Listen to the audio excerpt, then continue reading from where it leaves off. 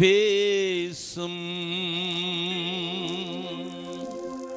பேசும் ஜெபம் செய்யும் போது ஆண்டவா பிரியமானதை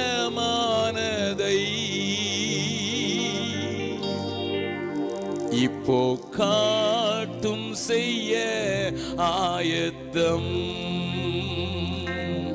ஆண்டவா பிரியமானதை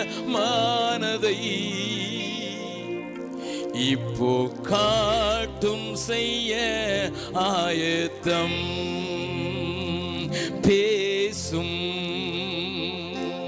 பேசும் ஜெபம் செய்யும் போது ஆண்டவா பிரியமானதை இப்போ காட்டும் செய்ய ஆயத்தம். ஆண்டவா பிரியமானதை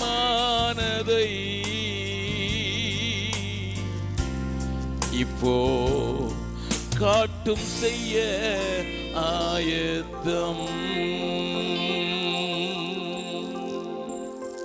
அப்படியாக கடவுது. ஆண்டவரே, இயேசு கிறிஸ்துவின் மூலம் ஜெபம் கேளும் நல்ல பிதாவே, ஆமென். நான் சொன்னது போல, நான் அருமையான என்னுடைய சகோதரரும் எங்களுடைய சில ட்ரஸ்டுகளுக்கு ஆடிட்டருமாய பொன்பாண்டியன் இன்பரசு அவர்கள் தொடர்ச்சியாக எனக்கு எழுதி கொண்டே இருந்த போதே, நான் அவர்களுக்கு டேட் கொடுத்த போது ஆண்டவர் இந்த கூடுகையிலே பேசும்படியாக ஒரு வசனத்தை கொடுத்தார். அதன் அடிப்படையில் இன்றைக்கு உங்களோடு கூட நான் பேச விரும்புகிறேன். என்னோடு கூட சேர்ந்து திருப்பிக் கொள்ளுங்கள். எபிரேயருக்கு எழுதின நிருபம் 12வது அதிகாரம் 12வது 13வது வசனத்தை வாசிக்கலாம்.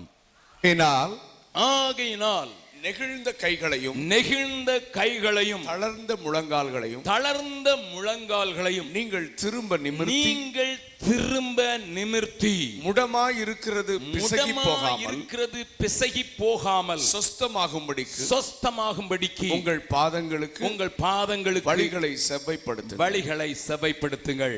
அருமையான திருச்சபையின் மக்களே, இந்த நாளிலே ஆண்டவர் மறுபடியும் எங்களுடைய ஆலயங்களிலே, எங்களுடைய திருச்சபையிலே தம்முடைய ஆவியின் பிரசன்னத்தை வைத்து அதை ஒளிமயமாக மாற்ற வேண்டும், உலகத்திற்கு ஒளியாக உப்பாக மாற்ற வேண்டும் என்று துடிப்போடு கூட ஜெபிப்பதற்கு இத்தனை திரளாய் வந்திருக்கிறதற்காக நான் ஆண்டவருக்கு நன்றி செலுத்துகிறேன். ஒரு பெரிய தாகத்தோடு வந்திருக்கிற உங்களை நான் வாழ்த்துகிறேன். ஆரம்ப கால திருநெல்வேலி சுயாதீனத்தினுடைய அந்த டயசிஸினுடைய சரித்திரங்களை நீங்கள் பார்த்தால் ஜெபத்திலே தான் ஆரம்பிக்கப்பட்டதாக எல்லா காரியங்களும் இருப்பதை நீங்கள் பார்க்கலாம். இன்றைக்கு ஒருவேளை அநேக தீர்மானங்கள் கமிட்டியிலே ஏறெடுக்கப்படுகிறது. ஆனால் அன்றைக்கோ ஆண்டவருடைய காரியங்கள் அனைத்தும் ஜெபத்திலே முழங்காலிலே தீர்மானம் ஏறெடுக்கப்பட்டது என்பதை நீங்கள் அந்த சரித்திர சுவடுகளை நீங்கள் புரட்டி பார்த்தால் தெரியும். ஒரு சின்ன காரியத்தை செய்வதற்கும் ஒரு பெரிய காரியத்தை செய்வதற்கும் சபையாராக கூடி நெடுநேரமாக தேவ சமூகத்திலே காத்திருந்து கர்த்தர் அவர்களுக்கு என்னை காண்பித்தாரோ அதை மாத்திரம் செய்ததினால் தான் இன்றைக்கு ஆசியாவிலேயே பெரிய திருமண்டலமாக திருநெல்வேலி திருமண்டலம் விளங்கிற்று என்பதை நீங்கள் அறிந்திருக்க வாய்ப்பு உண்டு. அது பெரிதாக இருக்கிறது என்று சொல்லிதான் இப்பொழுது இரண்டாக பிரித்திருக்கிறார்கள். ஆக இப்படி பெரிதாக்கப்பட்ட திருமண்டலத்தின் அஸ்திவாரம் ஜெபம் என்பதை நான் உங்களுக்கு முதலாவது சொன்னேன். ஒவ்வொரு மிஷனரியுடைய கதையிலையும், ஒவ்வொரு ஆலயத்தினுடைய கதையிலையும், ஒவ்வொரு ஊழியத்தினுடைய காரியத்திலையும் ஜெபமே பிரதானமாக கொள்ளப்பட்டதை நீங்கள் அந்த சரித்திர சுவடுகளிலே வாசிக்கலாம். Before every committee meeting, there was a fasting prayer. That was the early history. But today's, I don't know. இன்றைக்கு கமிட்டி மீட்டிங்ல எப்படி நடக்கிறது எனக்கு தெரியாது. கமிட்டி மீட்டிங் ஐ கண்டக்ட் கமிட்டி மீட்டிங். நான் அட்மினிஸ்ட்ரேட்டிவ் கமிட்டி நடத்துகிறேன், எக்ஸிக்யூட்டிவ் கமிட்டி நடத்துகிறேன், மற்ற சின்ன சின்ன கமிட்டிகள் இருக்கிறது எங்களுடைய ஸ்கூல் காரியங்களை பார்ப்பதற்கு, அநாதை இல்லங்களை பார்ப்பதற்கு.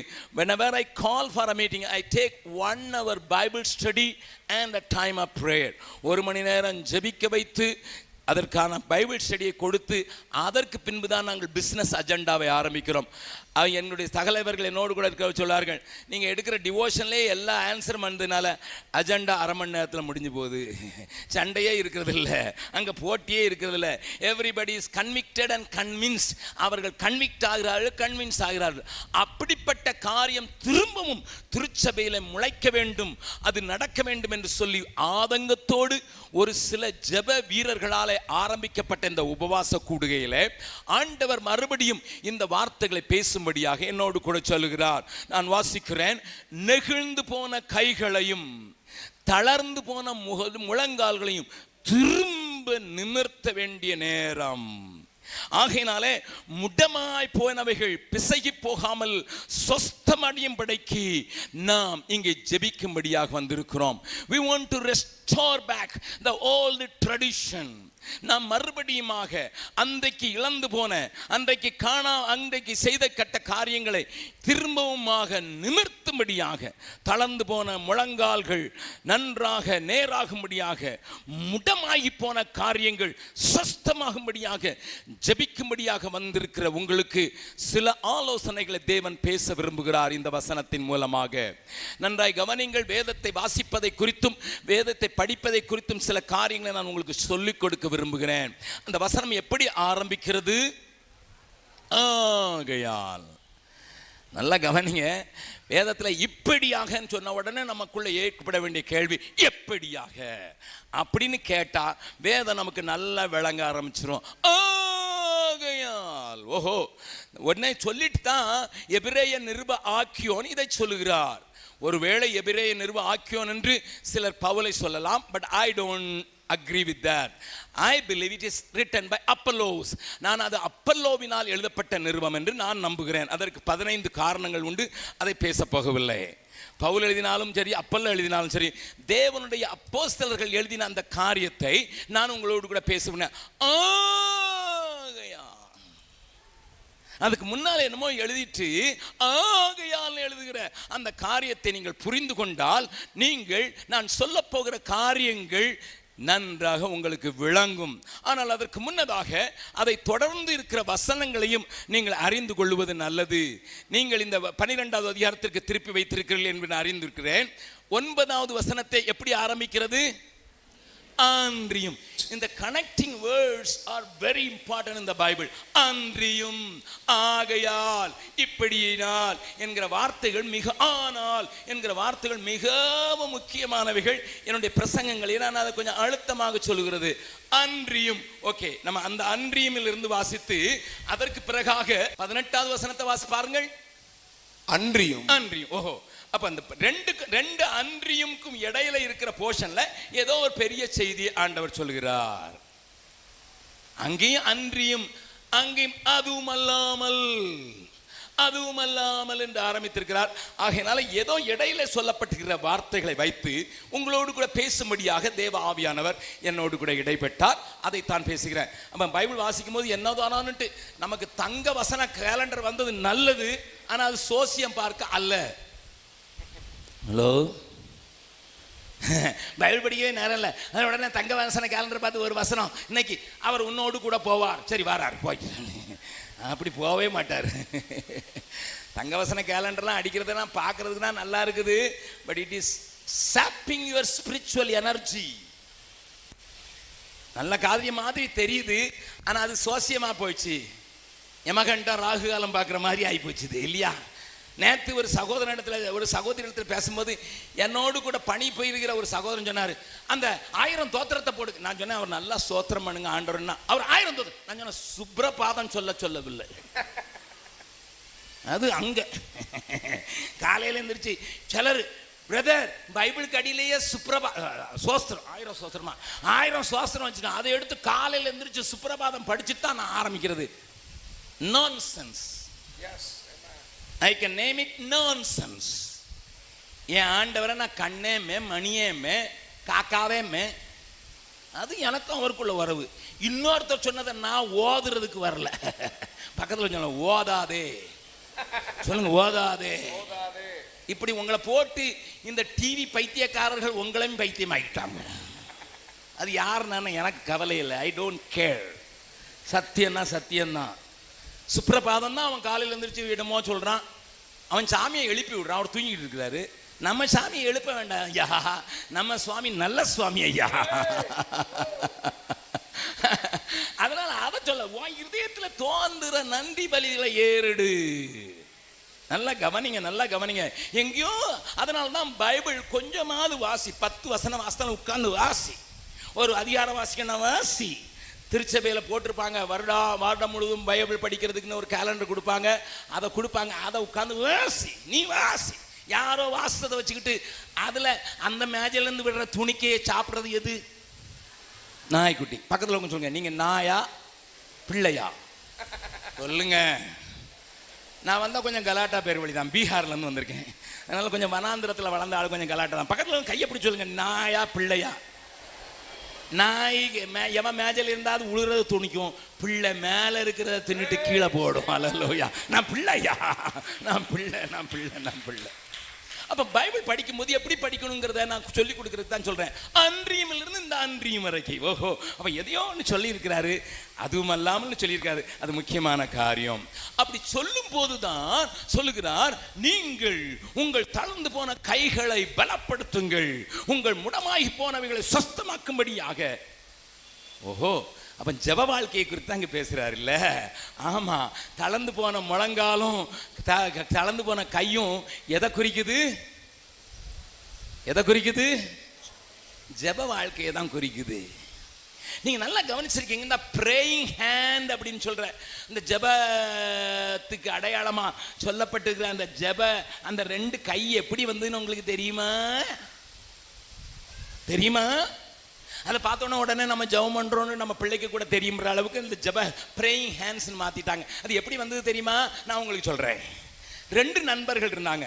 2 பேருக்கும் ஆர்ட் பண்ணணும், சிற்பங்களை வடிவளிக்கணும் ரொம்ப ஆசையா இருந்தது, ரொம்ப ஆசையா இருந்தது. ஆனா 2 பேரும் ஏழைங்க.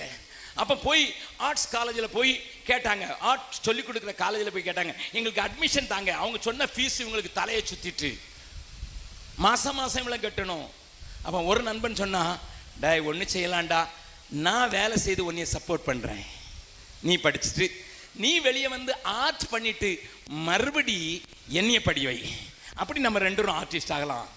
இப்போ 2 பேருக்கும் சண்டை வந்துட்டு, நான் போகிறதா நீ போகிறதா? ஒருத்தர் சொன்னார், எப்பா உனங்கிட்ட நல்ல கலை இருக்குது, நான் கொஞ்சம் மந்தம் தான், நீ 100 மார்க் எடுக்கிறவன், நான் 90 மார்க் எடுக்கிறாள், 2 பேருக்கும் திறமைக்கான 10 மார்க் வரதான், நீ போன்னு சொல்லிட்டு தன்னுடைய இளைய நண்பனை அனுப்பினான். அவன் ஆர்ட்ஸ் காலேஜில் போய் பெஸ்ட் ஸ்டூடெண்ட்டாக வெளியே வந்தான். பெஸ்ட் ஸ்டூடெண்ட்டாக வெளியே வர்றதுக்கு 3 வருஷம் படித்தான். 3 வருஷம் படிக்கும்போது இந்த ஏழை சகோதரன் தோழன் மிகவும் கஷ்டப்பட்டு அவன் வேலை செய்தனால அவன் கையில் நரம்பு தளர்ச்சி வந்து விட்டது. கவனிங்க, நமக்கு பிரேயிங் ஹேண்ட்ஸ்னு ஜெப கோபுரம் தான் ஞாபகம் வரும். அதுக்கு பின்னால் இருக்கிறது உங்களுக்கு தெரியாது. ஏன்னா சொல்லிக் கொடுக்க மாட்டாங்க. சொல்லிக் கொடுத்தா அவங்க வியாபாரம் போயிடும். ஏன்னா அந்த பிரேயிங் ஹேண்ட் அவனுக்கு நரம்பு தளர்ச்சி வந்துட்டு.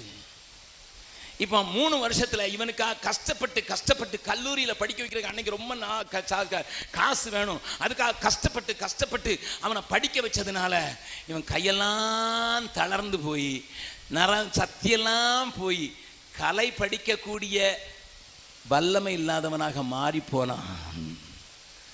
அவனுடைய நண்பன், உயிர் நண்பன் படித்து வெளியே வந்தபோது அவனை பார்த்தா அவனுக்கு பரிதாபமா இருக்கு. ஏன்னா பார்க்கல 3 வருஷமா, ஃபீஸ் தான் அனுப்புனான், காலேஜுக்கு ஃபீஸ் தான் அனுப்புனான், இவ்வளவு கஷ்டப்பட்டு இருக்கேன்னு பார்த்தா அவன் கையெல்லாம் பார்த்தா நரம்பெல்லாம் தெரிச்சுக்கிட்டு இருக்கு, கையெல்லாம் ஆடுது. இவன் ஆர்ட் காலேஜ் போய் எப்படி பெயிண்ட் பண்ணுவான், ஆர்ட் காலேஜ் போய் எப்படி சிற்பங்களை செதுக்குவான், முடியாத நிலைமை. அவன் கண்ணீர் விட்டு அழுதான். நண்பனே, எனக்காக இப்படி நீ பாடுபட்டு இருக்கிய, என்னைய பெரிய ஆர்டிஸ்ட் ஆக்கணும்னுட்டு அவனுக்கு தாங்கவே முடியல. அப்போ உடனே சொன்னா, எனக்காக வேலை செய்த அந்த கரங்களை நான் முதலாவது உருக்கொடுக்க விரும்புகிறேன் என்று சொல்லி முதல் சித்திரம் அவன் வெளியே காலையிலிருந்து வெளியே வந்தபோது அந்த கைகளை இப்படி வைப்பா, எனக்காக பாடுபட்ட கையை இப்படி வைப்பா, நான் அதை சித்திரமாக வரைகிறேன். வரைஞ்ச சித்திரம் தான் ஜெப கைகள் என்று சொல்லப்படுகிற கரங்களை சத்தி ஆண்டவரை மையப்படுத்தலாம். It was not praying hands. It was not a praying hand. It was a supporting hands. தாங்கி சக்தியை இழந்த அவனுடைய கரங்கள் ஐயா, அவனுடைய கரங்கள். அதனால தான் சொல்றேன், தளர்ந்த கைகள், தள்ளாடுகிற முழங்கால்கள், இது ஜெப வாழ்க்கையை குறிக்கிறது என்று நாம் அறிந்திருக்கிறபடினால இந்த ஜெப வாழ்க்கைக்கு ஆதாரமாக தேவன் சொல்லி இருக்கிற காரியங்களை கொஞ்சம் வேகமாக காண்பித்து கொடுத்து விட்டு அதன் அடிப்படையில் நம்முடைய பலிபீடத்தை சரி பண்ணிவிட்டு பின்பு ஜெபத்தை ஏறெடுக்க போகிறோம். அதற்கு ஒத்துக்கொண்ட அருமையான போதகர் ஐயாவுக்காகவும் பிரதர் இன்பரசுக்காகவும் நான் ஆண்டவருக்கு நன்றி சொல்கிறேன். they accepted my proposal. நல்லா கவனிங்க. இப்போ என்னுடைய கைகள் ஜெபத்திலே தாங்கி நிற்பதற்கு மோசேனுடைய கைகளே தளர்ந்து போயிட்டான். மோசே தான் யோசுவாவை அனுப்புனான், போய் யுத்தத்துக்கு பாப்பா, நான் மேல இருந்து உனக்காக கையை தூக்கி நிற்பேன், என் கோலை கையில பிடிச்சிருப்பேன். உங்களுக்கு ஞாபகம் இருக்கும். ஆமா, அவன் யுத்தத்துக்கு போறவனுக்கும் மலையில நிக்கிறவனுக்கும் என்னையா கனெக்ஷன்? இவன் கை மேல இருந்தா அவன் ஜெயிப்பான்ட்டு என்னையா கனெக்ஷன் தெரியுமா? என்ன கனெக்ஷன் இல்லை. அவன் கையை தூக்கி இருந்தாதான் இவன் ஜெயிப்பான், அவன் கை கீழே போச்சுதான் அவன் தோப்பான். இதுக்கு என்னையா காரணம்? எனக்கு தெரியாது, உங்களுக்கு தெரிஞ்சுன்னா தெரியும். 63 வருஷமா பைபிள் படிக்கிறேன், எனக்கு தெரியல. அது ஒன்றும் தெரியாது எனக்கு. ஆனால் ஒன்று தெரியும், there is a spiritual law. There is a spiritual law. ஒரு பெரிய ஆவிக்குரிய ரகசியத்தை ஆண்டவர் வைத்திருக்கா. அவன் கையை தூக்குனா அந்த கைகள், மோசேயின் கைகளே தளர்ந்து போக முடியும். பெரிய பராக்கிரமசாலி. 80 வயசுல தளர்ந்து போச்சு, 120 வருஷம் வரைக்கும் நல்ல பல உள்ளவனா இருந்தான்னு போட்டிருக்கு. இது நடந்தது 80 வயசுல. மோசேக்கு 80வது வயசா இருக்கும் போது அந்த யுத்தம் நடந்துச்சு. அப்பன் தளர்ந்து போச்சு. ஆனால் 120 வயசு அவனுடைய பலன் குன்றி போகவில்லை, அவன் கண் பார்வை இழக்கம் இல்லை. அப்போ பெரிய பலசாலினாலும் கை தளர்ந்து போகும். பக்கத்தில் கை சொல்லுங்க, நீங்கள் பெரிய பலசாலியாக இருந்தாலும் குத்துச்சண்டை வீரராக இருந்தாலும் உங்கள் கையும் தளர்ந்து போகும். அல்லேலூயா. அதனால தான் தளர்ந்த கைகளை நிமிர்த்தி தள்ளாடும் முழங்களை நேராக்கி முட்டமாய் போயிற்று. திருச்சபை இன்னைக்கு நொண்டி அடிக்குது அநேக காரியங்களை. அதனால தான் அப்பப்போ பேப்பரில் போட்டுடுறான், அதுவும் தினமலர்காரன் போட்டுடுறான். அதுக்கு உங்கள் ஊர் உதயகுமார் என்னன்னு சொன்னார் தெரியுமா? அது தினமலர் இல்லை, தினமலம். நான் சொல்ல, இதெல்லாம் உங்களுக்கு எப்படியா தெரியும்? பீகாரில் இருக்கிற இதெல்லாம் தெரியும். நல்ல உடனே போட்டுருவான். திருச்சபையில் தான் உடனே டாப்ல போட்டுருவான். அந்த ஐயரும் இந்த ஐயரும் குடுமி பிடி சண்டை போட்டார்கள், கயிறை பிடித்து ஒருவரை ஒருவர் இழுத்தார்கள். இதெல்லாம் முடமாய் போனதற்கு அடையாளம் அல்லவா? இதெல்லாம் மாறணும் தானே ஜெபம் பண்ண வந்திருக்கோம். கிரேட். அல்லேலூயா. டிசி மெம்பர் கடத்தப்பட்டா, எங்க இருக்கிறார் என்று மனைவி கவலையோடு இருக்கிறாள், போட்டாவும் போட்டுருவான். இது முடமாய் போனதுக்கு அடையாளம். ஆனா இது சொஸ்தமாகும்படி ஜெபிக்க வந்திருக்கிறோம். கரங்களை தட்டி ஆண்டவரே. பக்கத்துல கையை பிடி சொல்லுங்க, முடமாய் போனது நிச்சயமா சொஸ்தமாகும், நிச்சயமா சொஸ்தமாகும். நம்புறவங்க மாத்திரம் ஒரு ஓசையுள்ள அல்லேலூயா சொல்லலாமா? Great, great. நல்ல விசுவாசிக்கிற, ஒத்துழைக்கிற, அண்டர்ஸ்டாண்ட் பண்ணுகிற ஒரு கூட்டத்துக்கு தான் பேசுகிறேன். எனக்கு ரொம்ப சந்தோஷமாக இருக்குது. I got the freedom. Praise the Lord. நல்லா கவனிங்க. அப்போ இந்த வசனத்தை கொஞ்சம் ஆராய்ஞ்சு பார்க்கணும்னா கொஞ்சம் முன்னாலையும் போகணும், பின்னாலையும் வரணும். முதல்ல கொஞ்சம் பின்னால் போயிட்டு, ஏன்னா புலி பாயறதுக்கு முன்னால, ஹலோ, ஆமாம், கொஞ்சம் பின்னால் போயிட்டு அதுக்கு வர முன்னால் எடுக்கணும். ஏன்னா மேட்டில் ஏறணும்னா டிரைவர் என்ன செய்ய தெரியுமா? முதல்ல ரிவர்ஸ் கியர் போட்டுட்டு கொஞ்சம் பின்னால் போயிட்டு நல்லா ஃபோர்ஸ் கொடுத்து டக்குன்னு ஏற்றிடுவார். அப்படி தானே? அதனால கொஞ்சம் ரிவர்ஸில் போயிட்டு அதுக்கு பிறகு மேலே ஏறலாம். பார்க்கலாமா? ஆகையினால பார்க்கறதுக்கு முன்னதாக இன்னொரு காரியத்தை பார்க்கலாம். திருப்புங்கள் பார்க்கலாம். மறுபடியும் வாசிக்க போகிறோம். என்ன 13வது வசனத்தை மறுபடியும் வாசிங்க. முடமாய் இருக்கிறது பிசகி போகாமல் சொஸ்தமாகும்படிக்கு உங்கள் பாதங்களுக்கு வழிகளை செவ்வைப்படுத்துங்கள். போட்டுட்டு 1 2 3 4 ஒவ்வொன்னா சொல்றார். என்ன சொல்றாரு? முதல்ல சொல்றாரு பாருங்க, 14வது வசனம். யாவரோடும் சமாதானமாய் இருக்கவும் பரிசுத்தம் உள்ளவர்களாய் இருக்கவும் நாடுங்கள். பரிசுத்தம் இல்லாமல் ஒருவனும் கர்த்தரை தரிசிப்பதில்லையே. மடமானது சுகமாகணும்னா முதல்ல நான் என்ன செய்யணும்? யாவரோடும் சமாதானமாய் இருக்க. இது எப்படி முடியும் ஐயா? இது எப்படி ஐயா முடியும்? மடமானது சுகமானு ஆசையா தான் இருக்கேன். யாவரோடும் சமாதானமாக இருக்கிறது எப்படி? எங்க மாமியாளோட சமாதானமா இருக்க முடியுமா?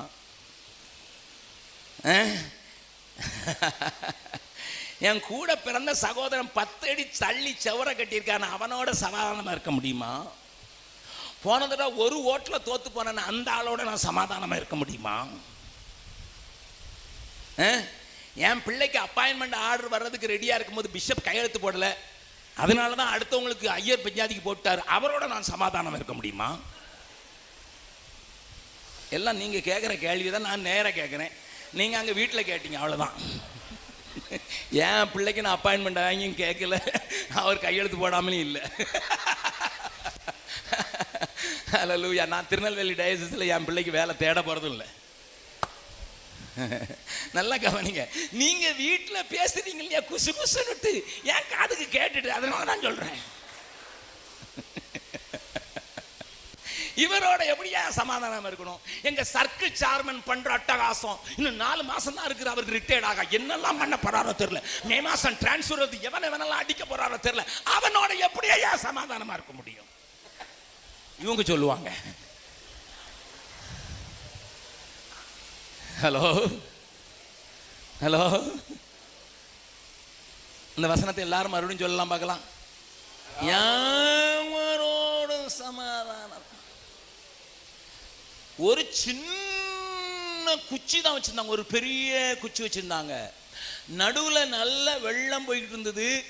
ஆட்கள் நடந்து போறதுக்காக ஒரு சின்ன பலகை போட்டு வச்சிருந்தாங்க. ஒரு ஆள் தான் போலாம். நல்லா கவனிங்க. நடுவுல வெள்ளம் போகுது, ஆழமான தண்ணி போகுது, இழுப்போடு போகுது. மேல ஒரு சின்ன கட்டை தான் போட்டிருந்தாங்க.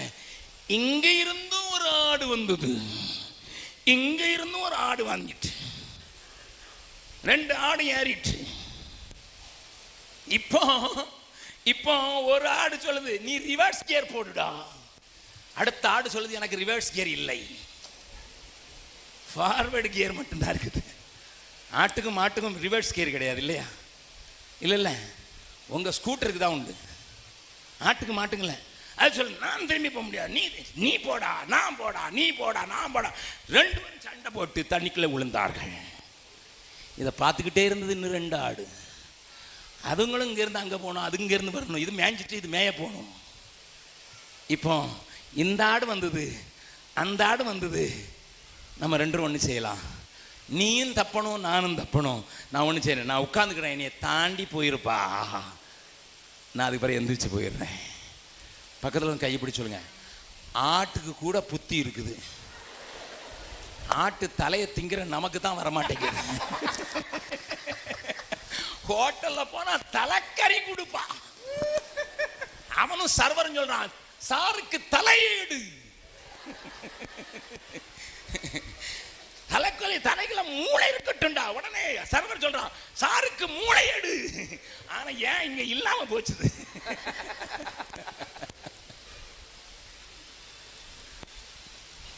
கொஞ்சம் விட்டு கொடுக்கறதுக்கு ஆட்டுக்கே தெரியும் ஐயா. என் பிள்ளைகளுக்கு மிருகங்கள்னா ரொம்ப பிடிக்கும். என் பிள்ளைங்களுக்கு மிருகங்கள்னா ரொம்ப பிடிக்கும். அதனால் எங்கள் வீட்டுக்கு வந்தீங்கன்னா முயல், நாய், லவ் பேர்ட்ஸு, அது இதுன்னு கின்னி பேக் அது இப்படி இப்படின்னு வச்சுருப்பாங்க. எனக்கும் கொஞ்சம் கொஞ்சம் பிடிக்கும். ஏன்னா இப்போ தான் போகிறேன் வீட்டுக்கு, கொஞ்சம் இப்படி பார்க்கணும். எங்கள் வீட்டில் ஒரு முயல் கூட உண்டாக்கி அதில் நிறைய கொஞ்சம் 4 முயல் தான் என் மனைவி வாங்கி கொண்டு போட்டா. அது உடனே 2 மாசத்துல கூடு நிறைய முயலாயிடுச்சு. நல்ல அது 45 நாள்ல குட்டி போட்டு தீத்துச்சு. ஒரே குட்டி குட்டி குட்டி குட்டி ரொம்ப நெருக்கமாக ஜனத்தொகை ஆனதுனால நான் சொன்னேன், ஏமா பிள்ளைங்க இதெல்லாம் பார்க்குறதுக்கு எல்லா பிள்ளைங்களும் வருவாங்க, ஸ்கூல் பிள்ளைங்க வருவாங்க, சண்டே ஸ்கூல் பிள்ளைங்க வருவாங்க, எல்லாம் பார்ப்பாங்க, அதுங்களுக்கு ரொம்ப இன்ட்ரெஸ்ட். நான் ஒன்று சொன்னேன், சரி okay make it a very public thing. 3 கூடு தனித்தனியாக செஞ்சோம். இதில் கொஞ்சம், அதில் கொஞ்சம், அதில் கொஞ்சம். ஒரு கூட்டில் சின்ன சின்ன முயல்லாம் போடு, ஒன்றில் கருப்புலாம் போடு, இன்னொன்றில் போடணும். இந்த முயல் என்ன செய்யும் தெரியுமா, ஒரே ராத்திரியிலே குழி தோண்டிடும். அதனால சுற்றி காங்கிரீட் மாதிரி நாங்கள் போட்டு வச்சுட்டோம், எல்லாம் சுற்றி வச்சு போட்டோம். எங்கள் வீட்டில் எங்களுக்கு உதவி செய்யறதுக்கு ஒரு பையன் இருக்கான், விஜய்னு பேர். விஜய் ஒரு நாள் புல் அறுத்துட்டு வந்தான் முயலுக்கு போடுறதுக்கு. புல் அறுத்துட்டு வந்துட்டு ஒரு கூட்டை திறந்து உள்ளே போட்டான். டேய் 3 கூடு இருக்குது, ஒரு கூட்டில் போடுறேன். அங்கிள் நேற்று தான் அடைச்சோம், ஆனால் இவங்களுக்கு டைனிங் ரூம் ஒன்று தான். எனக்கு தெரியல, அவன் சொன்னதான் சொல்கிறேன். டைனிங் ரூம் ஒன்றா? ஆமாம், நீங்கள் ராத்திரி தானே கொண்டு போட்டீங்க அங்கிள். ராத்திரியோடு ராத்திரியா இவங்க எல்லாம் கனெக்ஷன் உண்டாக்கிட்டாங்க. இந்த கூட்டில் இந்த கூட்டுக்கு வந்துடுறான், அந்த கூட்டுக்கு வந்துடுறான். அதனால் இங்கே புல் போட்டால் 3 பேருமே இங்கே வந்து சாப்பிட்டுட்டு மாதிரி போயிடுவாங்க. பக்கத்தில் கை வச்சுருங்க. கண்மலையில் குழி தோண்டும் மொசலுக்கும் சொல்லுங்க இணைந்து வாழணும்னுட்டு ராத்திரியோடு ராத்திரியா அவன் மெட்ரோ ரயில் போட்டுறான். ஆனால் நமக்கு தான் புத்தி வர மாட்டேங்குது. ஹலோ, அவரோடும் சமாதானம் இருக்க முடியுமா சொல்லுங்க? ஏன்னா அங்கே தேவைப்படுறதெல்லாம் ஒன்று தான், தாழ்மை. ஹல்லேலூயா, ஹம்பிள்னஸ். தாழ்மை வந்ததுன்னா சாதாரணமாக எல்லாரோடையும், என் வேதம் சொல்லுகிறது, ஒருவனுடைய வழிகள் கர்த்தருக்கு பிரியமாக இருந்தால் அவனுடைய சத்துருக்களும் அவனிடத்தில் சிநேகிதனாக இருப்பார்கள். கரங்களை தட்டி ஆண்டவரை மகிமைப்படுத்தலாமா? தாழ்மையுள்ளவரிடம் தங்கிடுமே கிருபை, தாழ்மையுள்ளவரிடம் தங்கிடுமே கிருபை, வாழ்நாள் எல்லாம் அது போதுமே, சுகமுடன் தம்பலமுடன், வாழ்நாள் எல்லாம் அது போதுமே, சுகமுடன் தம்பலமுடன், சேவை செய்ய கிருபை தாருமே, சேவை செய்ய கிருபை தாருமே, தம் கிருபை பெரிதல்லோ எம் ஜீவனிலும் அதே, இம்மட்டும் காத்ததுவே இன்னும் தேவை கிருபை தாருமே, இன்னும் தேவை கிருபை தாருமே. இது ஒரு ஜெப பாடல். வலது கை தூக்கி மறுபடியும் பாடலாமா? எல்லாரும் வலது கை தூக்கி கண்களை மூடி, ஆண்டவரே தாழ்மை உள்ளவரிடம் தங்குதே கிருபை. இது ஒரு ஜெப பாடல், ஜெபமாக பாடலாம். தாழ்மையுள்ளவரிடம் தங்கிடுமே கிருபை, தாழ்மையுள்ளவரிடம் தங்கிடுமே கிருபை, வாழ்நாள் எல்லாம் அது போதுமே, சுகமுடன் தம்பலமுடன், வாழ்நாள் எல்லாம் அது போதுமே, சுகமுடன் தம்பலமுடன்,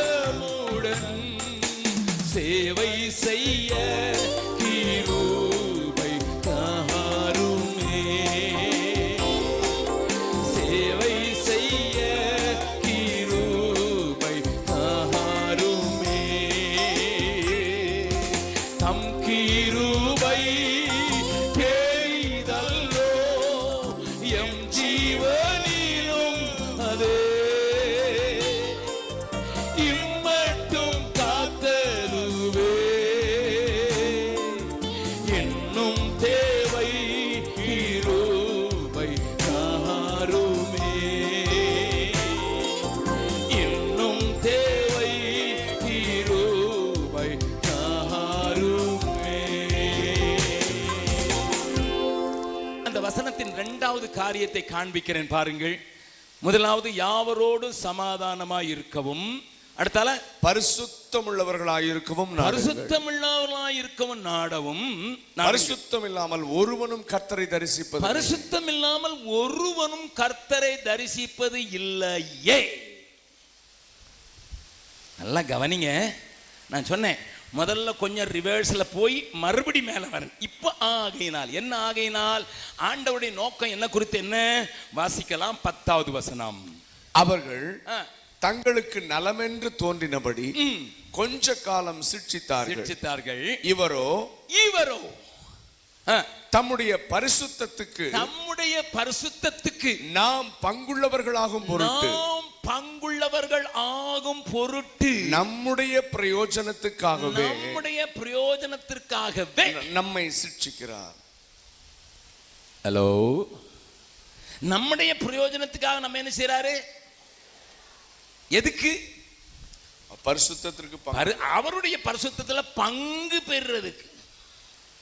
என் ஒரு அனுபவத்தை கொஞ்சம் சொல்றேன். போன வருஷத்துக்கு முந்தின வருஷம் மார்ச் மாசம் ஹைதராபாத்ல ஒரு நாள் மீட்டிங் பேசிட்டு நான் கல்கத்தாவுக்கு வந்து, அடுத்த மீட்டிங் பீகார்ல இருந்ததுனால ஹைதராபாத்ல இருந்து ஏர்போர்ட்டுக்கு வந்து கல்கத்தா ஏர்போர்ட்ல இறங்கினேன். நான் பீகார் போகிறதுக்கு ட்ரெயின் பிடிக்கணும். நல்லா கவனிங்க. நான் போகும்போது என் கையில் ஒரு நாளைக்கு தான் போயிருந்தேன் ஹைதராபாத்துக்கு. ஒரு சின்ன பை மட்டும் வச்சுருந்தேன், ஒரு ட்ரெஸ்ஸோட பை வச்சுருந்தேன். பிளெயின்லேருந்து இறங்கினேன், நேராக வந்தேன். டாக்ஸிக்கு அங்கே ப்ரீபெய்ட் டாக்ஸி உண்டு. நான் போய் பணம் கட்டினேன். எனக்கு ஒரு நம்பர் கொடுத்தாங்க. அந்த டாக்ஸியை வெளியே பார்க்குறதுக்கு வந்தேன். வரும்போது ரோட்டில் தடால்னு விழுந்துட்டேன். யாரும் என்னை தள்ளி விடலை. ரோட்டில் அப்படி விழுந்ததுனால, நான் வெள்ளை ஷர்ட் போட்டிருந்தேன். நான் விழுந்த உழுல நமக்கு தான் பல்லு, பெரிய பல்ல கொடுத்துருக்கிறாரு. பல்லு என் உதட்டில் ஓட்டை போட்டு கீழே தரையை தொட்டது தத்துன்னு தான் தெரியும். யாரும் தள்ளி விடலை. 72 கிலோ மனுஷன் தொம்முன்னு விழுந்து கிடக்கிறான் ரோட்டில். என் கையில் பெரிய பாரமும் கிடையாது. எனக்கு பயங்கர வெக்கம். இப்போ வேதனை ஒரு பக்கம், வெக்கம். இவ்வளோ பெரிய மனுஷன் விழுந்து கிடக்கிறான் ரோட்டில், ஒருத்தன் தள்ளி விடலை, அப்படி விழுந்து கிடக்கிறான்னு சொல்லி என்னை 2 சின்ன பசங்க தூக்கம் வந்தானுங்க. ஒருத்தனுக்கு 8 வயசு இருக்கும், ஒருத்தனுக்கு 10 வயசு இருக்கும். தூக்கம் வந்தானுங்க. டக்குன்னு தூக்கினானுங்க. தூக்கிட்டு தட்டி விட்டானுங்க. தட்டி விட்டுட்டு சார் வலிக்குதான்னு கேட்டான். அவன் குளிச்சு எத்தனை நாள் ஆச்சோ தெரியாது. அழுக்கு பண்டாரம், நம்ம ஊரில் சொல்லலாம், அழுக்கு பண்டாரமாக வந்து என்னை தூக்கி விட்டுட்டு நிற்கிறானுங்க. தட்டி விட்டுட்டு நின்ன உடனே சொன்னானுங்க. அதுக்குள்ளே பார்த்துட்டான், இங்கேருந்து உதடுலேருந்து ரத்தமாக கொட்டுது, சட்டெல்லாம் ரத்தம். உடனே அவன் ஒருத்தன் ஓடி போனான். எங்கேயோ இருந்து ஒரு பாட்டில் தூக்கிட்டு வந்தான். இன்னொருத்தன் போய் அதில் தண்ணி பிடிச்சிட்டு வந்தான். சார் குடிங்க, கொப்பளிங்க சார். நான் தொடச்சி விட்டானுங்க, எல்லாம் கழுவி எல்லாம் விட்டுட்டானுங்க. நான் உளுந்த ஷாக்கை காட்டிலும் அவமான ஷாக்கில் நிற்கிறேன். உண்மை சொல்கிறதுல ஒன்றும் தப்பு கிடையாது. நம்ம யாருன்னுட்டு யார் சொல்லி என்ன தெரியும், எனக்கு தெரியாதா யாருன்னுட்டு. உங்ககிட்ட நான் பெரிய மைசூர் மகாராஜா நான் விழுந்தாலும் மீசலை மண்ணை விட்டாலும் சொல்ல மாட்டேன். மீசல் மண்ணை விட்டுச்சுன்னா மண் ஒட்டிச்சு. நல்லா கவனிங்க. இப்போ அப்படியே நிற்கிறேன். இதுக்குள்ளே டாக்ஸிக்காரன் என் கையில் இருந்த ஸ்லிப்பை பார்த்துட்டான். அவன் சார் சார் ஏன் டாக்ஸி தான் சார், வாங்க சார்னு உட்கார வச்சு அவன் வேற அன்பு காட்டுறான். உட்கார வச்சுட்டு சார் வலிக்குதா சார் அப்படிக்கிறான். உடனே நான் ஒன்றுமே பதில் சொல்ல. அவன் நினச்சிட்டான் இவருக்கு அடி சரியா பட்டிருக்கு, பதில் சொல்ல முடியாதுன்னு. உடனே அப்பல்ல பார்மசியில் போய் ஒரு டேப்லெட் வாங்கி சார் குடிங்க சார். நான் சொன்னேன் இந்த தண்ணி குடிக்க மாட்டேன், நான் இப்போ பாட்டில் தண்ணி தான் குடிக்கிறேன், ஏன்னா நிறைய ஊருக்கு போகிறேன்னு சொன்னேன். அவன் ஒரு கடையில் நிற்கிறதுக்கு கடையில் நிறுத்தினா. நான் இப்போ பேசவே இல்லை. எனக்கு இப்போ ஒன்று அவமானம், இன்னொன்று ஆண்டவர் மேலே சரியான கோபம். உங்களுக்கு ஆண்டவர் மேலே கோபம் வருமா? வருமா? நீங்களாம் ரொம்ப நல்ல ஆளுக்கு, நான் கொஞ்சம் பொல்லாத ஆள். எனக்கு என்ன கோபம், நான் காலையில் எழுந்திரிச்சு 1 மணி நேரம் ஜெபம் பண்ணியிருக்கேன். பிரயாணத்துக்கு முன்னால் காலையில் ஹைதராபாத்தில் இருந்து ஆண்டவரே நீர் போகும்போது தூதர்லாம் கட்டளையிடுவேன், எங்கே போயிட்டானுங்க? நீர் தூதரால் கட்டளையிட்டு உன்னை எழுதி போயிட்டான். நான் தொம்முன்னு உளுந்து கிடக்கும்போது பிடிக்கக்கூடாதா? எதுக்கு ஆண்டவரே?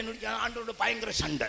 உன் பாதம் கல்லில் இப்படி போய் சொல்றீரு, தற்காதபடி வலுக்காதபடின்னு சொல்லி நான் உளுந்து கிடக்கிறேன், உமக்கு வெக்கமா இல்லை அப்படின்னு நான் அவரோட சண்டை போட்டுக்கிட்டே இருக்கேன். இவன் டாக்ஸிக்காரன் என்னை திரும்பி திரும்பி பார்க்குறான். நான் அவரோட சண்டை போட்டு இருக்கேன். வலிக்குதா சார், வலிக்குதா சார், வலிக்குதா சார்னு கேட்டே வரான்.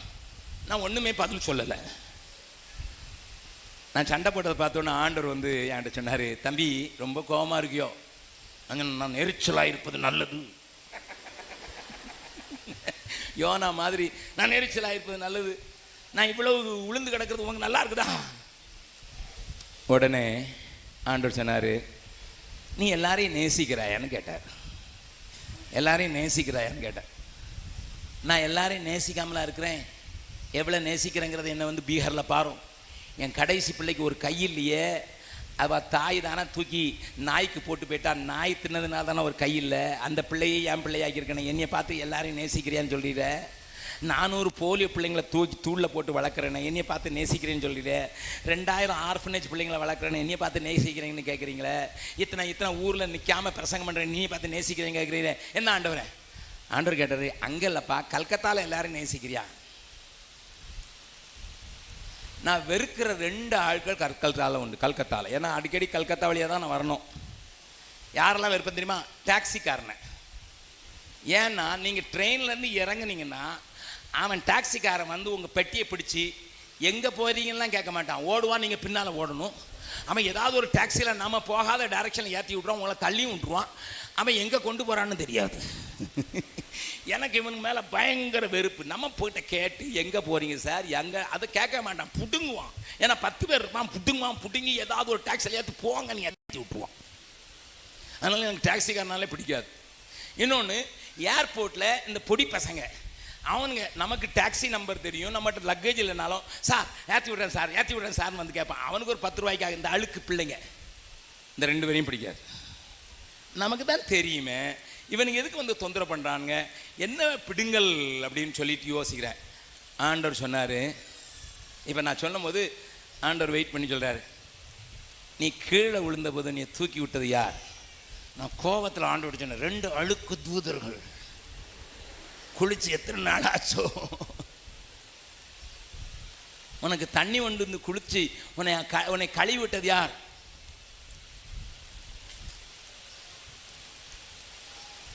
டாக்ஸிக்காரன் 10 தடவை கேட்டா இது வரைக்கும், வலிக்குதா சார்? உன் பெஞ்சாதி கூட கேட்க மாட்டான், ஒரு நேரம் கேட்டு நிறுத்தியிருப்பான். வலிச்சாதான் அவரே வருவாருன்னுட்டு 10 நேரம் கேட்டான், வலிக்குதான்னுட்டு. இப்ப சொல்லு ஆண்டவர்கிட்ட, இப்ப கண்ணீர் வந்துட்டு எனக்கு. என் நிலைமையை பார்த்து 40 வருஷம் மிஷினரியா இருக்கிறான்னு நிலைமையை பார்த்து எனக்கு கண்ணீர் வந்துட்டு. 45 வருஷமா பிரசங்கம் பண்றேன். ஆண்டவரே என் நிலை பாரும், யாரும் காணா உள்ள அலங்கோலத்தை பாரு ஆண்டவரேன்னு சொல்லி அழுதவனே டாக்ஸிக்காரங்க, என்ன சார் டாக்ஸி நிறுத்தட்டுமா, வலிக்குதா? அப்பதான் நான் சொன்னேன், உள்ள ரொம்ப வலிக்குவா, வெளியே இல்லை உள்ள வலிக்குது. நான் அவனுக்கு கூட ஒரு 100 ரூபா கொடுத்தேன். அதுக்கு பிறகு இன்னைக்கு வரைக்கும் அந்த கல்கத்தாவில் அந்த 2 பொடி பசங்களை தேடுறேன், காணோம். நான் வரும்போதெல்லாம் தேடுறேன், எங்கேயாவது இருப்பானுங்களான்னுட்டு. என்னை நேசிக்கிறேன், என்னை தூக்கி விட்டு, என்னை தட்டி விட்டு. நீ எவ்வளோ காசுடா கொடுத்த? ஒரு காசும் கொடுக்கல. அந்த பிள்ளைங்களுக்கு ஒரு காசு கொடுக்கல. என்னை தூக்கி விட்டது அவன் தான், என்னை கழுவி விட்டது அதுதான். ஆண்டவர் அவருடைய பரிசுத்தத்துக்கு பங்காளி ஆகும்படிக்கு நான் கீழே விழுந்தது எப்படி தெரியுமா? ஒரு சின்ன பிளாஸ்டிக் கயிறு கடந்திருக்கு, நான் அதில் தட்டி விழுந்திருக்கேன். இதுதான் பிரச்சனை. பக்கத்தில் உங்கள் கையை பிடிச்சி சொல்லுங்க. உங்களை பரிசுத்தமாக்குறதுக்கு சில நேரம் ஆண்டவரே உங்களை தள்ளி விடுவார். இது என்ன புது டாக்டரின்? மடங்கடிக்கப்பட்டவர்களை தூக்கி நிறுத்துறவர் தான் எல்லா சுவிசேஷங்களும் பிரசம் பண்ணுறாங்க. அகஸ்டின் ஜெபக்குமார் வந்து உன்னை பரிசுத்தமாக்குறதுக்கு ஆண்டவர் உன்னை தள்ளியும் விடுவார். நான் அனுபவிச்சனால சொல்கிறேன். கீழே விழுந்துட்டு லபலபன்னு அடிக்காத, இன்னும் பரிசுத்தமாகணும். ஹல்லேலூயா. ஏனென்றால் பரிசுத்தம் இல்லாமல் ஒருவனும் தேவனை தரிசிப்பது இல்லையே. உனக்கு எய்ட்ஸ் இருக்கா, பரலோகம் போயிருவ. கேன்சர் இருக்கா, பரலோகம் போயிருவ. கை இல்லையா, பரலோகம் போயிருவ. 2 கால் இல்லையா, பரலோகம் போயிருவ. கண்ணு இல்லையா பரலோகம் போயிருவேன். ஆனா பாவம் இருந்து பரிசுத்தம் இல்லாம இருந்ததுன்னா நீ பரலோகம் போகவே மாட்ட.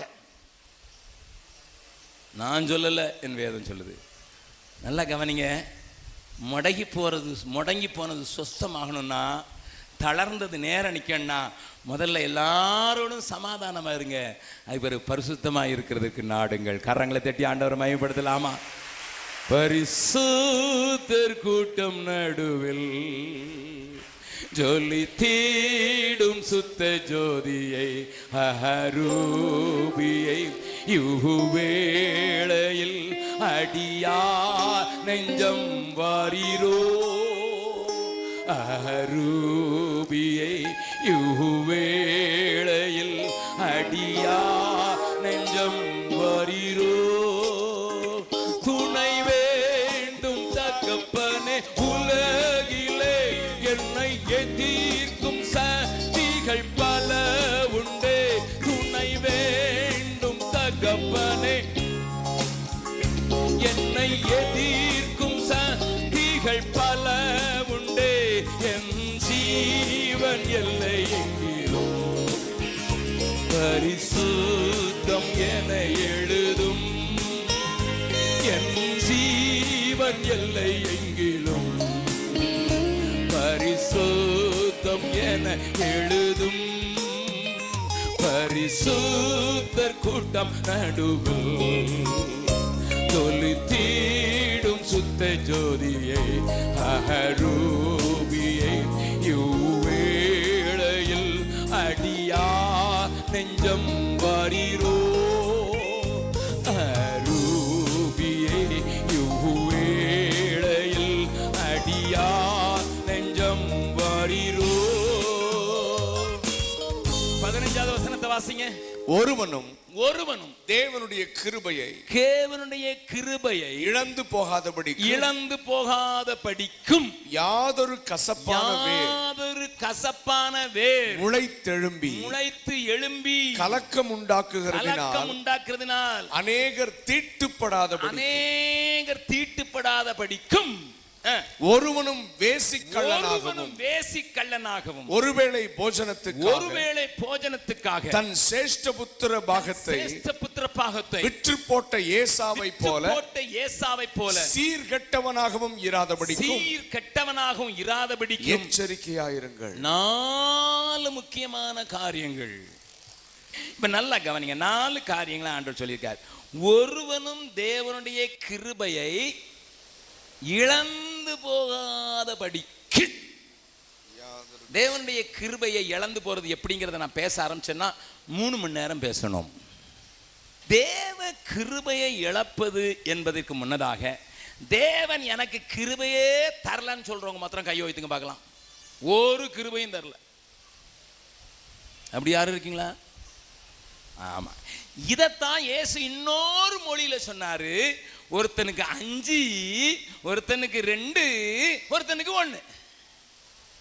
ஒருவேளை அகஸ்டின் ஜெபக்குமாருக்கு 2 கொடுத்திருப்பாரு, ஐயாவுக்கு 5 கொடுத்திருக்கிறாரு. அதனாலதான் அவரு பேராயரா இருக்கிறாரு. நான் சாதாரண மிஷினரி, எனக்கு 2 கொடுத்திருக்கிறாரு. உங்களுக்கு 1வது கொடுத்திருப்பாரு. கிருபையே இல்லைன்னு ஒரு மனுஷனும் சொல்ல முடியாது. ஒரு மனுஷன் சொல்ல முடியாது. என் பிள்ளை, கடைசி பிள்ளை சொன்னேன், அவளுக்கு ஒரு கை இல்லை. உங்களுக்கு நீங்கள் பார்த்துருப்பீங்க, முதல் நாள் வந்தவங்க கூட்டத்தில் பார்த்துப்பீங்க. என் பிள்ளைக்கு ஒரு கை இல்லை. ஏன்னா தாய் ட்ரெயினில் போட்டால் சாகடிக்கிறதுக்கு ட்ரெயின் ஓடிடுச்சு, நாய் தின்னுடுச்சு. அந்த பிள்ளையை தான் எங்கள் ஆஸ்பத்திரியில் எடுத்து கொண்டு வந்து ஆப்ரேட் பண்ணி என் பிள்ளையை ஆக்கியிருக்கேன். ஆனால் அழகா பாடுவா. Such a sweet lovely voice. கை ஒன்றும் இல்லை தான், ஆனால் பயங்கர வாய்ஸை கற்றுக் கொடுத்துருக்கிறாரு. எங்கள் வீட்டுக்கு நான் சின்ன பையனாக இருக்கும்போது ஒரு ஜோமன் ஐயா வருவார். அவர் பேரே ஜோமன்ற ஐயா தான்.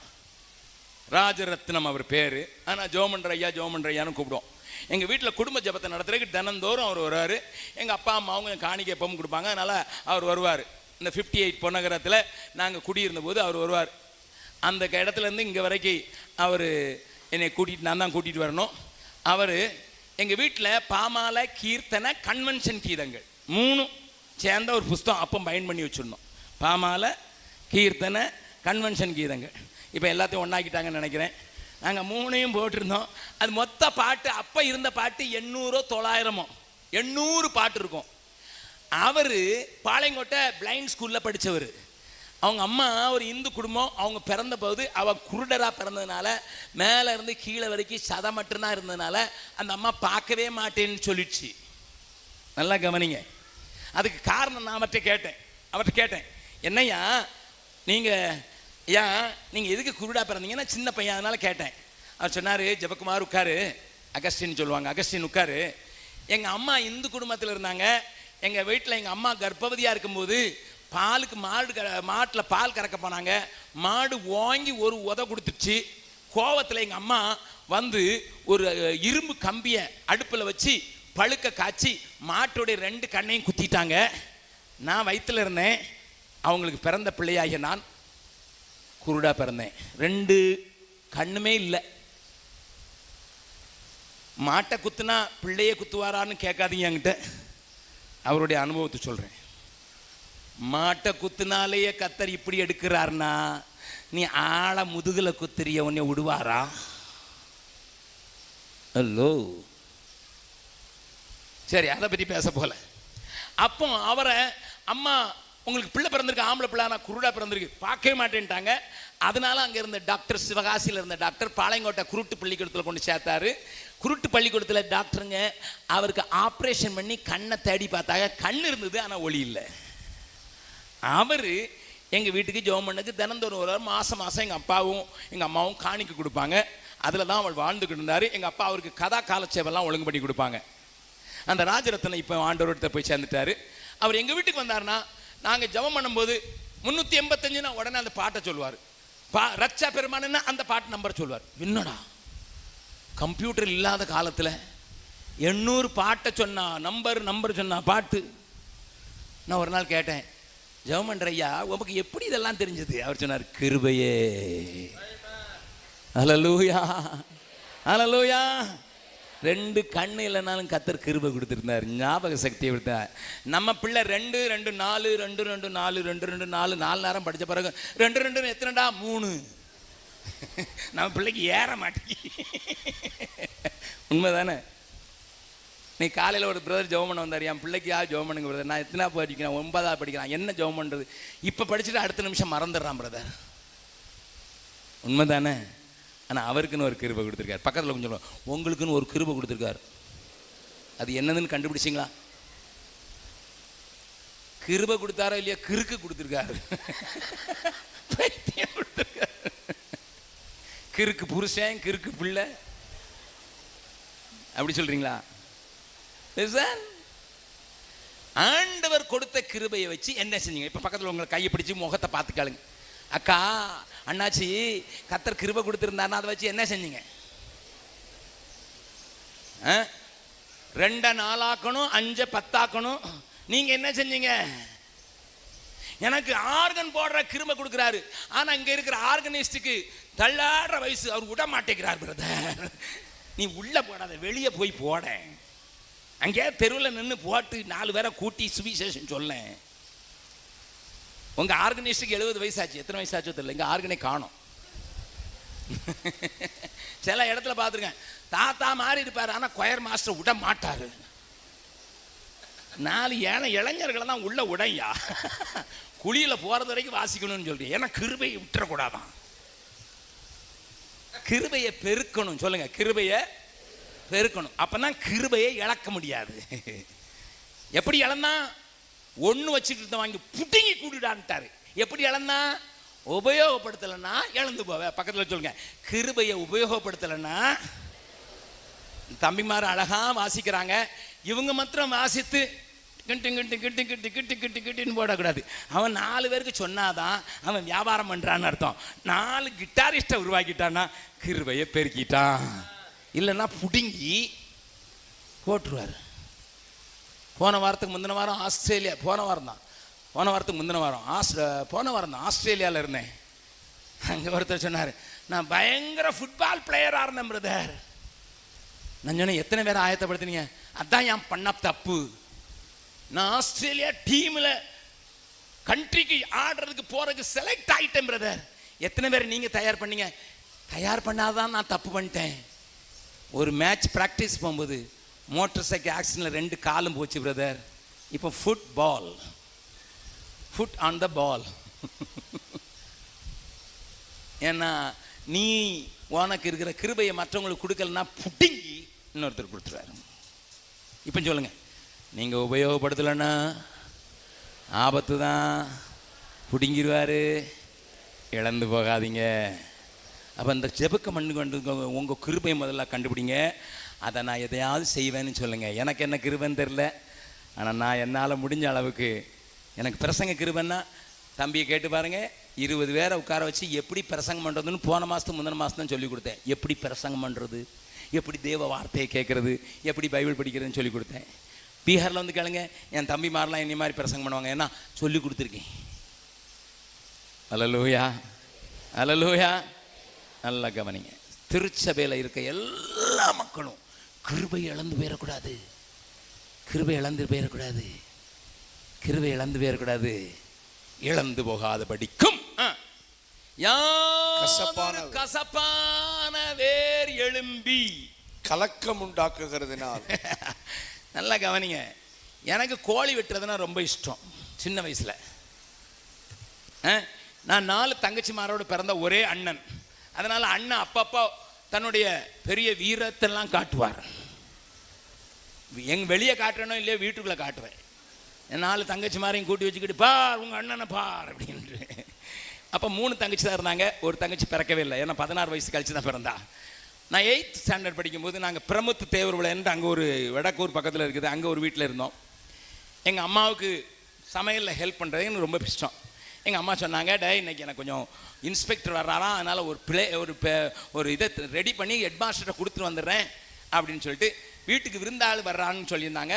அதனால் கோழி ஒன்றை வாங்கி கட்டி போட்டுட்டு, டேய் நீ தங்கச்சி மாதிரி பார்த்துக்க, கொஞ்சம் அரிசி போட்டு சாதம் அடித்து மட்டும் வச்சிருடா அப்படின்னு சொல்லிட்டு போயிட்டாங்க.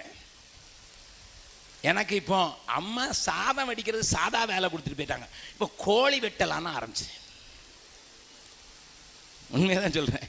என் தங்கச்சிமார் இங்கே யாராவது இருக்கலாம், இல்லை இல்லை இருக்கவங்கிட்ட காலு 3 தங்கச்சிமாரை நிறுத்திப்பா ஒரு கத்தி எடுத்தேன், தீட்டினேன். அதை கட்டியிருக்கிற அந்த கோழியை காலு கீழே போட்டு ஒரு அமுக்குனேன். பார் உங்கள் அண்ணனுடைய வீரத்தைன்னுட்டு. அந்த நாட்களில் கட்டபொம்மன் வந்திருந்தார். வீரபாண்டிய கட்டபொம்மன் வசனம் பேசி ஒரே வெட்டில் வெட்டுறோம் பாருன்னுட்டு தலையை வெட்டி கையில் பிடிச்சிட்டு காலை விட்டுட்டேன். இது பறக்க ஆரம்பிச்சிச்சு. கோழி வீட்டில் அங்க போகுது இங்க போகுது. என் தங்கச்சிமார் பயந்து போய் ஓடிட்டாங்க. வீட்டில் படுக்கையில் ரத்தம், செவரில் ரத்தம், அங்க ரத்தம், என் மேல ரத்தம். கடைசியா அது கிறங்கி போய் விழுந்துச்சு. சரி, இப்போ அம்மா வந்தால் என்னன்னு கேட்பாங்க, எதுக்குடா வெட்டினேன்னு கேட்பாங்க. அதனால நல்லா ட்ரெஸ் பண்ணலான்னு சொல்லி அதை உடனே அவிச்சு அதை தண்ணியில் போட்டு சுடு தண்ணியில் போட்டு முக்கி அந்த முடியெல்லாம் பிடுங்கி வெட்ட ஆரம்பித்தேன். டக்கு டக்கு டக்கு டக்குன்னு வெட்டினேன். எங்கள் அம்மா வந்த போது, அம்மா வெட்டி வச்சிருக்கேன். என்னடா மேலெல்லாம் ரத்தமாக இருக்குது, வீடெல்லாம் ரத்தமாக இருக்குது. அதனால ரத்தம் அடி பின்னும், அந்த கோழி பயங்கரமாக சாப்பிட்டுருக்கு போலன்னு சொல்லியாச்சு. ஆனால் கறி வச்சுட்டு விருந்தாள் வந்து தட்டும் போது நீங்கள் தான் பொம்பளைங்க தான் தெரியுமே, கறி வச்சுட்டு உப்பு பிடிச்சிருக்கா அது பிடிச்சிருக்கான்னு பாரு, கசப்புடா. பித்தத்தை நான் பார்க்கல. வெட்டுல எதெல்லாம் விட்டுட்டேன், பித்தத்தையும் சேர்த்து வெட்டி எல்லா துண்டும் வாயில வைக்க முடியாதபடி கசப்பு. இப்போ தான் வந்து விருந்தாள் கதவை தட்டுறாங்க. எங்கள் அம்மா சொல்கிறான், மானத்தை வாங்கிட்டியடா. சின்ன பித்தம் எல்லா துண்டையும் கெடுத்துட்டு, பக்கத்தில் வைங்க, பக்கத்தில் இருக்கவங்க பார்த்து, ஒரு சின்ன பித்தமாகிய கசப்பு சபைக்குள்ள வந்ததுன்னா, சபை கமிட்டியில் வந்ததுன்னா எல்லாரையும் கசக்க வச்சிடும். எதுக்கு தெரியுமா நமக்கு எலெக்ஷன்ல சண்டை? எதுக்கு தெரியுமா நமக்கு போட்டி? எதுக்கு தெரியுமா நமக்கு பெரிய வம்பு? உள்ள கசப்பு. இந்த தடவை தோத்துருக்கேன், அடுத்த தடவை பாருடா. அண்ணாச்சி வாங்க, ஜெயிச்சவர் சொல்றாரு, வாங்க. ஆமா வாங்கடா வாங்க, அடுத்த எலெக்ஷன்ல வருவல அப்ப வாங்க சொல்லு. ஏன்னா உள்ள என்ன வச்சிருக்காரு? ஆனா அங்க வந்து எல்லாருக்கும் உன்னத நீ வாழ்க அவர் சொல்றாரு, என்ன ஒளிய போட்டுட்டு வாழ்கன்னு சொல்றான். நல்லா கவனிங்க, பக்கத்துல உங்க கையை பிடிச்சு சொல்லுங்க. கொஞ்சமும் கசப்பு வேண்டாயா, கொஞ்சமும் கசப்பு வேண்டாம். ஹல்லேலூயா. அப்பா என்னை முழுவதும் அர்ப்பணித்தேன் ஐயா, உயிரோடு இருக்கும் நாளெல்லாம் உமக்கு சொந்தம் ஐயா, உள்ளம் உடல் எல்லாமே உமக்கு தந்தேன் ஐயா, உள்ளம் உடல் எல்லாமே உமக்கு தந்தேன் ஐயா, கள்ளம் கபடு இல்லாமல் காத்து கொள்ளும் ஐயா, கசப்பு வெறுப்பு இல்லாமல் காத்து கொள்ளும் ஐயா. அப்பா என்னை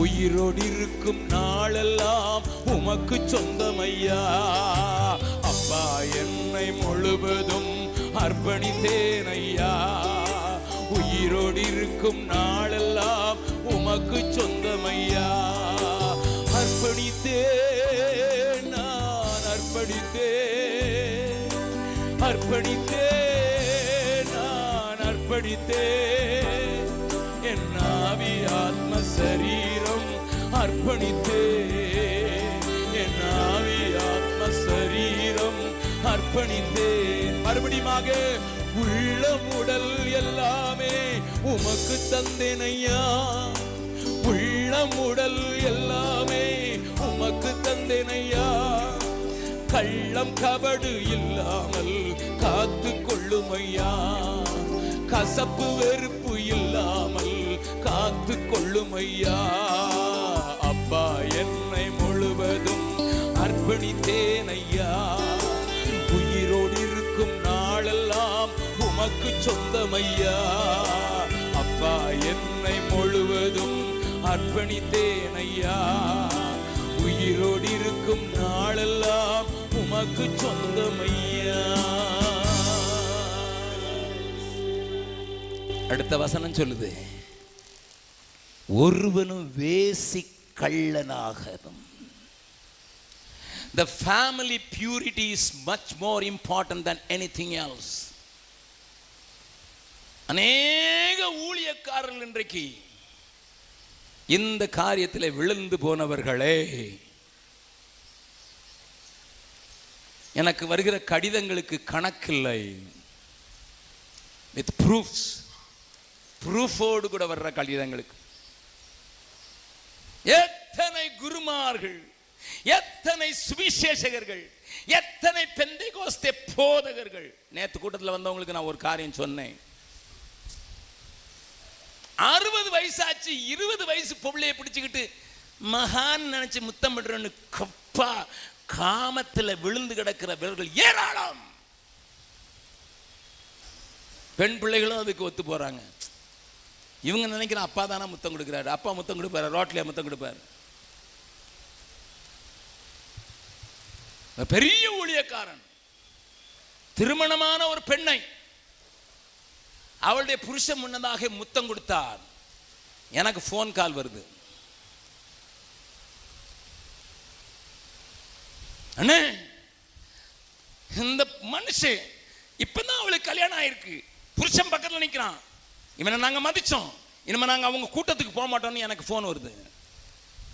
அந்த ஊழியக்காரனை பார்த்து என்ன சொன்ன தெரியுமா? கூப்பிட்டு, ஜாக்கிரதை, உங்களை குறித்து நானும் மதிப்பு வச்சிருக்கேன், இன்னொரு நேரம் இப்படி கேள்விப்பட்டேன்னா அரைஞ்சிருவேன், உதைப்பேன். ஏன்னா நெகேமியாவை பார்த்து சொல்லிடுற, நெகேமியா சொல்கிறான், கீழ்ப்படினா முடியை பிடிச்சு இழுத்து அடி பிடிப்பேன்னுட்டு. சில நேரம் அடிக்கு உதவாற மாதிரி அண்ணன் தம்பி உடவ மாட்டான். நம்ம சபைகள்லையும் அநேக பெண்கள் வீட்டுக்காரர் கொஞ்சட்டுமா ஒன்னிய வேற எவன் கொஞ்சணும்.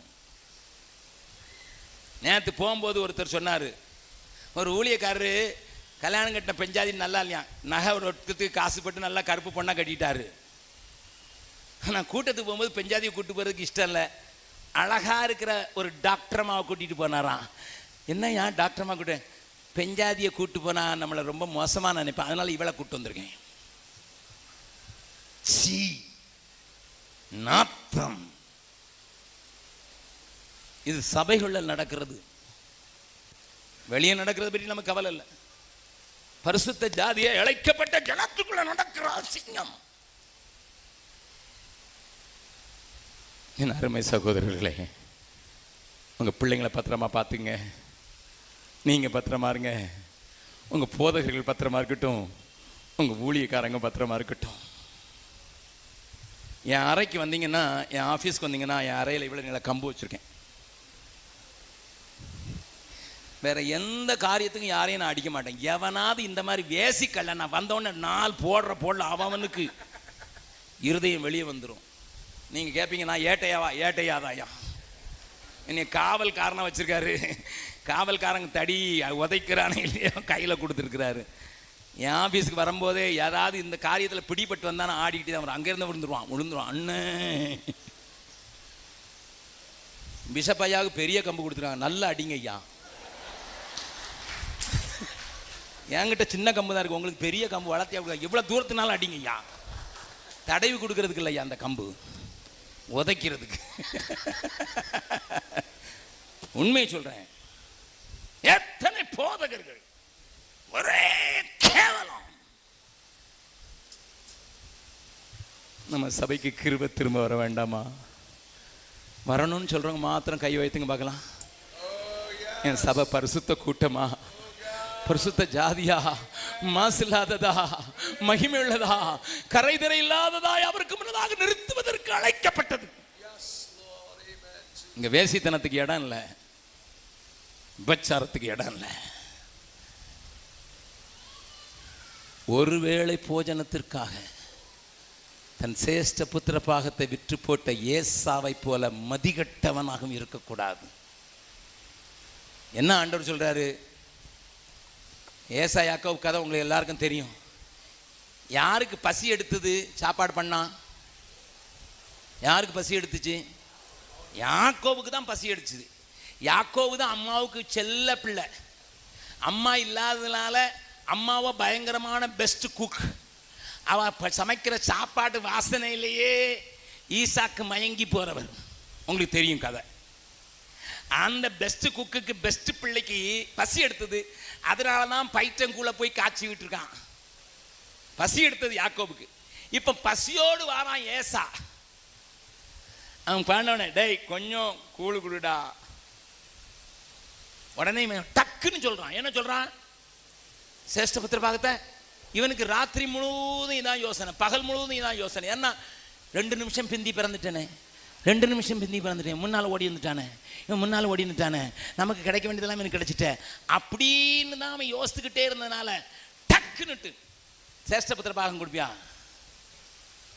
என் மகன் மூத்த மகன் பிறந்தபோது எனக்கு 2.5 வயசாக இருக்கும்போது அவனுக்கு ஒரு பிக்சர் பைபிள் வாங்கி கொடுத்தேன். பிள்ளைக்கு பிளேட் வாங்குகிறோம், டம்ளர் வாங்கலாம்னாலும் பைபிள் வாங்கணும்னு சொல்லிட்டு பைபிள் வாங்கி கொடுத்தேன். என் மனைவி மத்தியான நேரத்தில் உட்காந்து அவனுக்கு கதை சொல்லுவாள். ஒரு நாள் என் பிள்ளை சோஃபா செட்டில் உட்காந்து நல்லா கையை கட்டி உட்காந்து கேட்டுக்கிட்டு இருக்கான். 2.5 வயசு. இப்போ பெரிய பையன் ஆகிட்டான். அங்கே பார்த்துருப்பீங்க, 34 வயசு ஆகிட்டு. அவன் உட்காந்து கேட்டுக்கிட்டே இருக்கான். என் மனைவி சண்டே ஸ்கூல் டீச்சர். அதனால் ஒரு குருடன் கதையை சொல்கிறா.